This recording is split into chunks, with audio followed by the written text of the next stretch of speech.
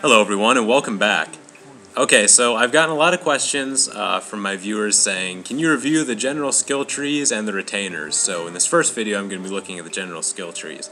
And as of when this video will be posted, I'm not sure if they fixed this yet. There's a bug where if you reset your general, it deletes your general and then you have to start back at level 1 and you might lose all your veterans or something, but yeah, you just don't want that to happen. So don't reset your general until you've made sure that that bug has been fixed.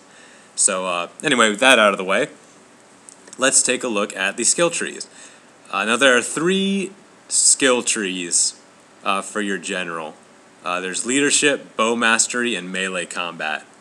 Now I think there are 2 trees that are clearly better than the third. The 2 good trees are melee and leadership. Bow mastery is not a bad skill tree. It's not as good, I think, as the others. Like the attack power isn't that good on a bow. I mean, you only have 30 people in the general unit, and they'll still. I mean, they can skirmish pretty well, and they can do some decent damage with their bows. But you're susceptible to being skirmished back, and I don't think it's as good. You're weak in melee. You don't have the leadership skills that other generals will have, so I wouldn't recommend bow mastery unless you really think it's cool. And overall, I think you should be doing what you think is cool. And if you want a bow general, that's what you should do. I'm all about having fun and not just trying to min-max and stuff. So do that if you feel like it. But I think objectively the melee combat and the leadership general trees are better.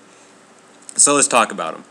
I went down melee combat, and everybody I play with also went down melee combat. And I say they're basically comparable, but there's one thing I like about having a melee general as opposed to a leadership one, and that is I don't have to worry about him as much, and I don't have to, I can use him to lure in enemies, send their cavalry at him and pin him down with my general. It's just basically I don't have to worry about him like you do with a leadership general, who can be killed pretty easily. So that's my only thing. It makes micromanaging a lot easier when you don't have to worry about your general being killed. So let's look at the actual things here.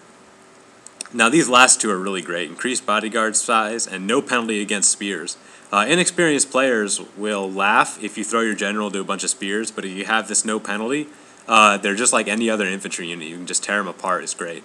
I don't think the morale upgrade is really that good. I have had my general rout before, but only when he was like really hurt and he was almost useless anyway and was probably going to die soon. So I really don't see any point in upgrading his morale.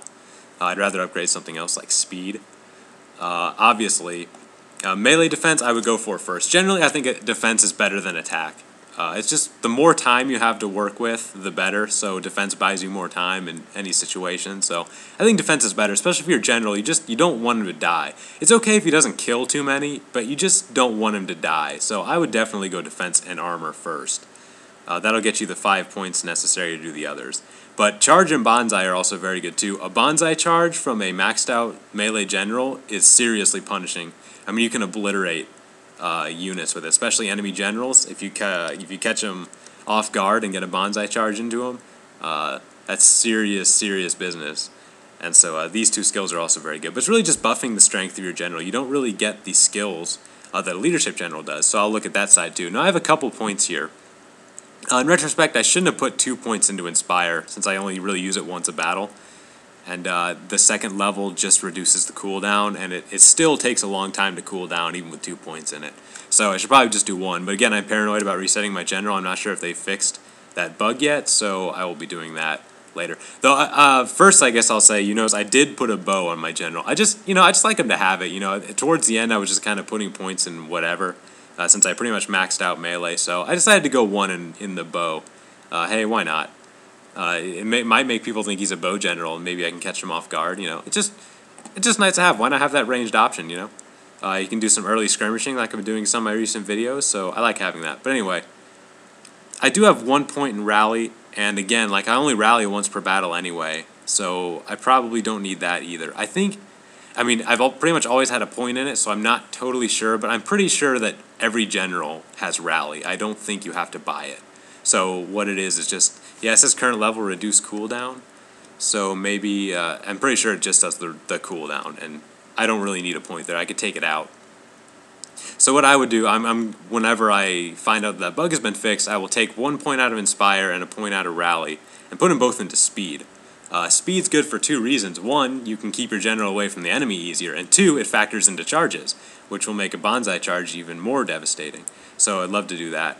Fatigue Resistance Aura is good. Might as well have 1 point in that. Fatigue is underrated. Nobody really talks about it, and I never really thought it was that important. But units tire out really fast in this game. And you don't want people to slog it out in melee for a long time, and they get tired really quickly. And if the enemy tires before yours does, it can turn a tight battle. So I think Fatigue Resistance Aura is actually pretty good for any general. Just throw a point in there just so he has one, and it's a great thing to do. So let's look at these later skills. Stand and Fight is really, really good. I think that's the crux of a leadership general, is a stand and fight. You put them right there behind your lines, and you activate that, and look what it does. It boosts the morale, melee attack, and reload speed of all the units. I'm assuming that's in the range, in your little radius, and not your entire army, as long as they're inside of it. So that's a huge one, Stand and Fight. It makes your guys a lot better, which is why I say that leadership generals get better as the army sizes get bigger, and melee generals are better the smaller army you have. In a small size battle, I would definitely want a melee general over a leadership general. But in the larger battles, like large size or battles like that, I would say that leadership general might have an edge over melee generals because the bonuses will just transfer to more units. And 1 cavalry unit is obviously less important if you have 20 units than it is if you have 5. So leadership generals get better the bigger the armies get. But I get a lot of small battles, and then sieges, it's really great to have a melee general. So I think the melee general, for me, is a little better than the leadership general. But another one's good here. You get the increased army morale here. That's a good thing too. You can increase your aura 3 times, which is great. Though I keep my armies pretty compact, and I do a good job of keeping them in the radius, so I don't think that one's very important. If you're good, I don't think it'll be that important, because you'll probably be keeping your units in the radius anyway, but it's good to have. This Scare Enemies is good too. It makes it a lot easier to bomb their morale if you have increased morale for you and decreased morale for the enemy. When used in conjunction with like the Metsuke Inspector, which I'll talk more about in the next video, it can be very, very good. You can get the enemy to rout, and if you're good with using cavalry, get some flanking, and you can bomb morale and hopefully win that way. So I think both the leadership and the melee generals are both very good. It just depends on your play style. Though with me switching over to more light cavalry, I could see myself going leadership general because I'll have a lot more cavalry to deal with. I really like the melee general because when I used 2 Yari cavalry, they died so quickly. It was just nice to have a cavalry option if I needed some kind of last-ditch effort. But now that I'm bringing more light cavalry, it may not be quite as necessary, and I might try doing a leadership general. But I fought against a lot of leadership generals. It's a really good it's a good skill tree. It's just as good. I think it just comes down to personal preference for which one you choose. Bow Mastery, the only people I see choosing it is people that just plain think it's cool. I think it's definitely inferior to the other twos. Like it's just objectively inferior, I think. But it is cool. I mean, if you like it, that's what you should be doing. You should be designing your army about what you think is cool, what you like. And if you want to be a bow general, then you should do that. Don't let the min-maxing kind of in the meta game just kind of ruin it. It's not as fun when you do that. So if you like the bow general, by all means do it. I will not make fun of you, and hopefully no one will. That'd be a really dumb reason to make fun of somebody for having fun. But there's some, like, whistling arrows. I mean, that's a pretty good skill to have, though your archers will probably have it. But, hey, it's always a good thing to have. Not sure how this sniping works.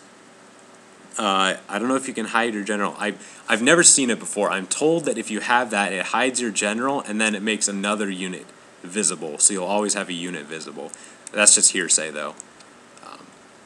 But yeah, but I think with the bow stuff, with like the fire arrows and the whistling arrows, it's nothing your archers can't do. I mean, you can have bow samurai using whistling arrows. So, I don't know. I wouldn't go down the bow tree. But if you do, more power to you. So, I guess that's all I have on the generals. So, thanks for watching, everybody.